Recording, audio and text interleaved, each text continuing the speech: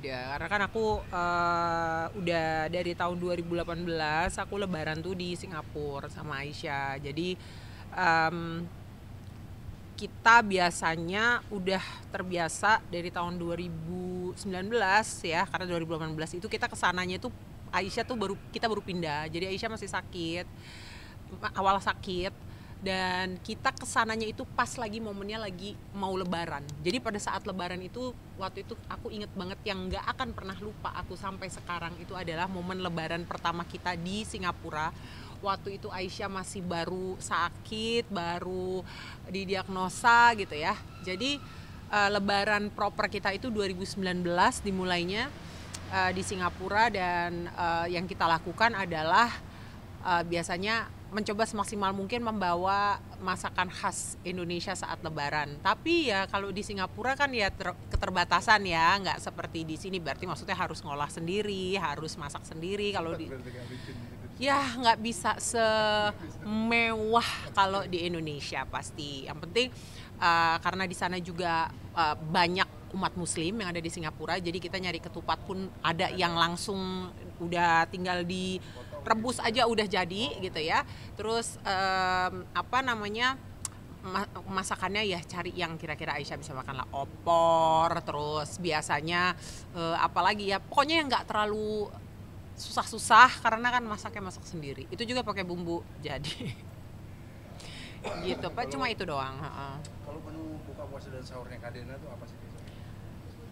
Kalau sekarang beberapa tahun terakhir ini aku lebih memperhatikan apa yang aku makan. Jadi kalau menu buka puasa aku itu biasanya diawali dengan apapun yang seratnya tinggi ya, tapi gulanya nggak terlalu tinggi, dan sebisa mungkin nggak langsung ke makanan-makanan hiburan dulu gitu. Jadi biasanya aku membukanya antara dengan kurma atau dengan buah-buahan. Biasanya itu minum air putih dulu yang banyak.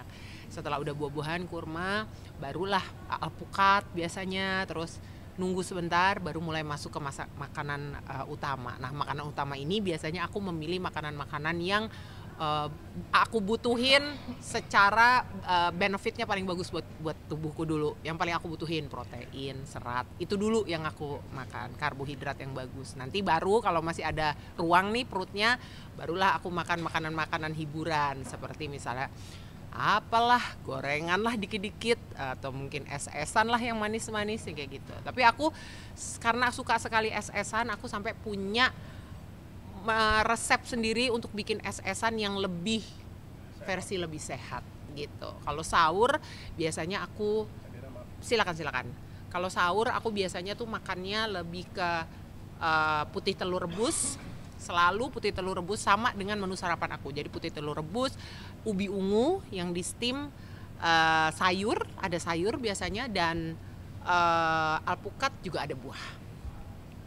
Artinya untuk sahur sendiri itu lebih banyak tidak ada nasi. Enggak, karena nasinya, karbohidratnya aku ambil dari ubi ungunya.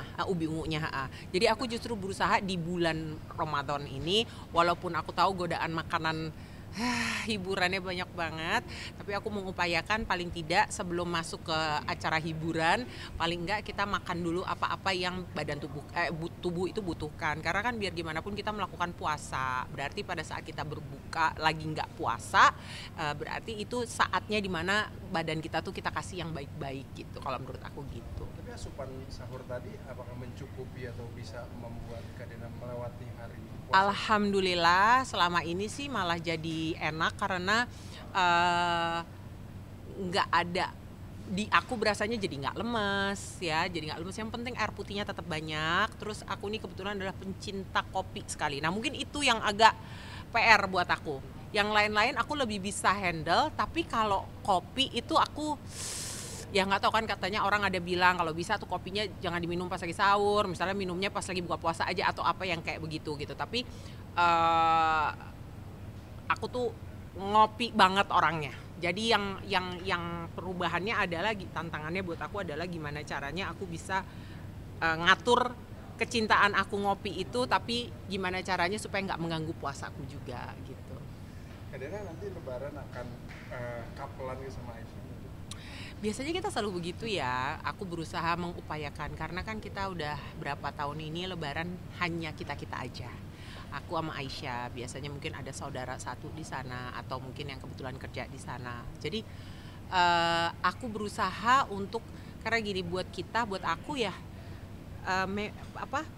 Lebaran itu selalu membahagiakan karena ada bayangan-bayangan dari masa kecil gitu. Betapa indahnya Lebaran di kampung mama, misalnya kita di Banyuwangi ya. Lebaran di situ dengan keluarga rame-rame, makan makanan yang khas di sana yang juga hanya keluar mungkin pada saat Lebaran gitu. Dan itu kan menjadi memori yang selalu lekat sampai kita dewasa gitu. Sehingga itu yang jadi dinanti-nanti. Aisyah sampai sekarang belum pernah merasakan itu. Ya mungkin dulu pernah pada saat dia masih di Indonesia, tapi kan dia masih terlalu kecil pada saat itu untuk itu nempel di memori dia. Jadi di Singapura ini aku berusaha untuk sebisa mungkin memberikan dia memori-memori, kayak misalnya ngasih apa tuh kalau kita ngasih apa kalau bahasanya orang THR, ngasih buat THR apa sih, ngasih ya itulah, ngasih amplop lah buat dia gitu kan ya.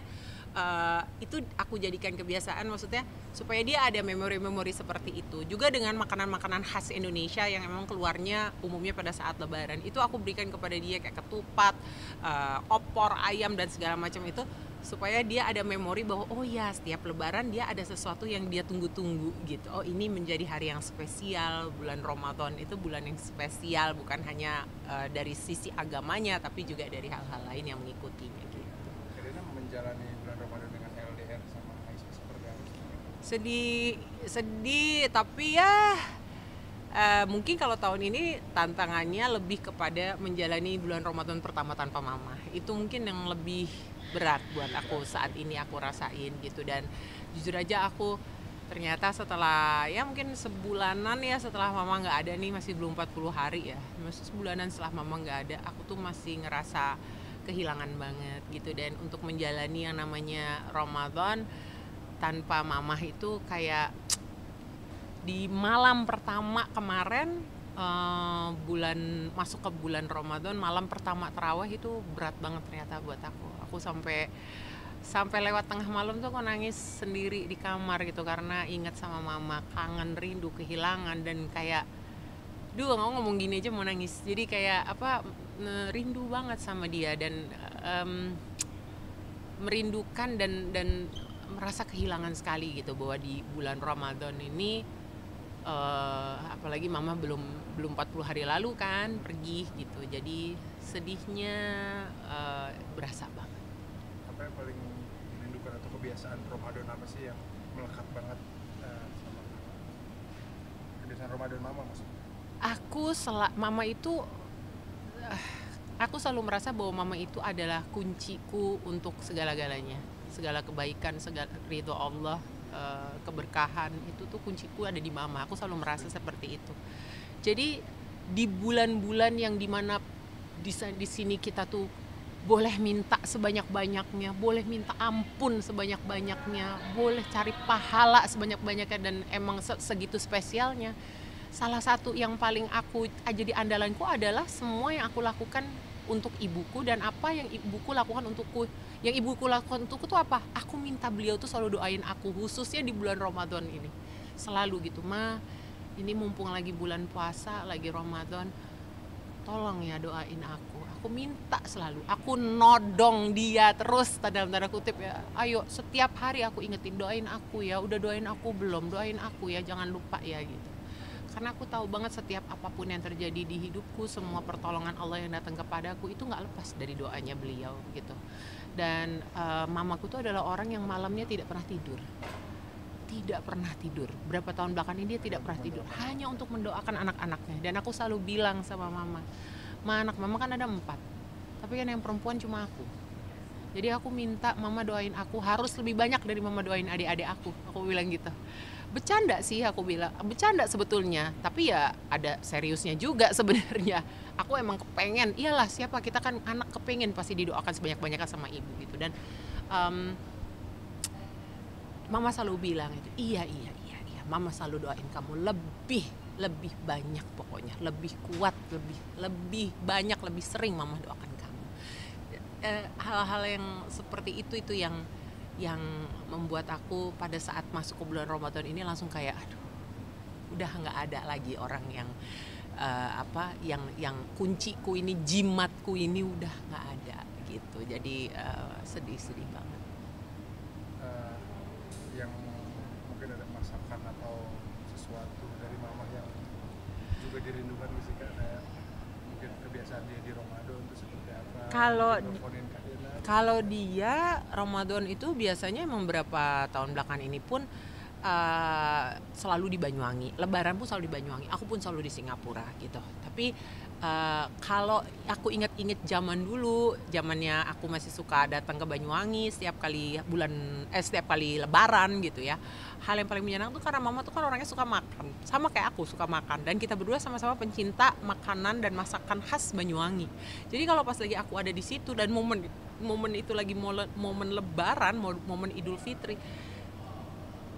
itu tuh happy banget karena aku sama mama akan ada setiap kali aku ke Banyuwangi itu yang akan terjadi. Begitu aku nyampe Banyuwangi, masuk Banyuwangi, mau jam berapapun aku pasti kan ke rumah mama dulu. Itu pasti di rumah mama udah siap segala jenis masakan yang aku suka, masakan khas Banyuwangi yang semua yang aku suka pasti udah di situ. Yang mama tahu, yang memang udah nggak ada kayak kalau aku sebut kayak kelentang, mungkin orang sini nggak tahu karena itu khas banget, itu Banyuwangi. Terus kayak sego tempong, terus kayak sego cawuk, itu adanya cuma di Banyuwangi. Nah kalau aku datang itu semua tuh ada gitu, dan kita akan duduk di meja makan, dan karena kita jarang ketemu jadinya ngobrol ngalor ngidul kanan kiri apa segala macam, semua diomongin sambil makan dan tidak berhenti. Dan itu aku bisa makan tuh kayak nasi bungkus tuh aku bisa makan tuh bisa 3 porsi karena asik ngobrol sama mama. Itu kan mama tuh temen ngobrol aku yang paling nyaman, yang paling aman buat aku. Jadi setiap momen ketemu sama dia itu selalu aku pakai sebanyak-banyaknya untuk ngobrol. Karena satu lagi mungkin Kak, Dena untuk memonitoring Aisyah sendiri dalam puasanya seperti apa? Kalau puasa memang aku tidak belum mengharuskan dia puasa, jadi terserah dia aja bagaimana dia rasanya. Tapi dia tentunya sudah pernah puasa, sudah menjalankan puasa di hari-hari yang mungkin dia merasa dia bisa, karena memang dia sekolah di sana itu sekolahnya juga lumayan agak panjang, terus juga banyak kegiatan after school-nya, dan dia kebetulan alhamdulillah lagi banyak dipilih oleh sekolahnya untuk mengikuti kegiatan-kegiatan tambahan seperti klub, book club, terus juga kemarin ada art club, terus juga dipanggil juga buat dance club. Jadi dia tuh mungkin tahun ini kayaknya dia ngobrol-ngobrolnya sama aku mau coba mulai puasa dirutinin itu di weekend. Ya udah nggak apa-apa. Tahun lalu dia baru ngerasain mencoba untuk pertama kalinya puasa full. Itu baru tahun lalu. Jadi puasa benar-benar dari subuh, dari sahur aku bangunin, makan sahur sampai full sampai maghrib gitu. Tahun sebelumnya lagi masih setengah hari gitu. Tapi ya nggak apa-apa, pelan-pelan. Yang penting dia sudah mengenal, dia sudah tahu gitu, sholatnya juga sudah mulai lebih rajin gitu. Dan itu yang penting, pelan-pelan insyaallah mudah-mudahan dia lebih bagus lagi ke depan. Pilihan weekend artinya ketika dia lagi libur gitu. Lagi libur, lagi nggak sekolah, biasanya dia baru dia itu. Banyak banget. Iya benar, dan kadang-kadang dia cari momennya pas lagi aku ada di situ. Karena biasanya kalau aku ada di situ berarti buka puasanya akan seru kan, karena ada ibunya. Jadi ada buka puasa, ayo bikin ini, bikin itu, ayo kita siapin ini, puding apa segala macam gitu. Nah itu kan mungkin dia rasakan kalau pas aku lagi ada di situ, dan momennya pasti beda lah, dia berbuka ada aku di situ dengan tidak ada aku di situ.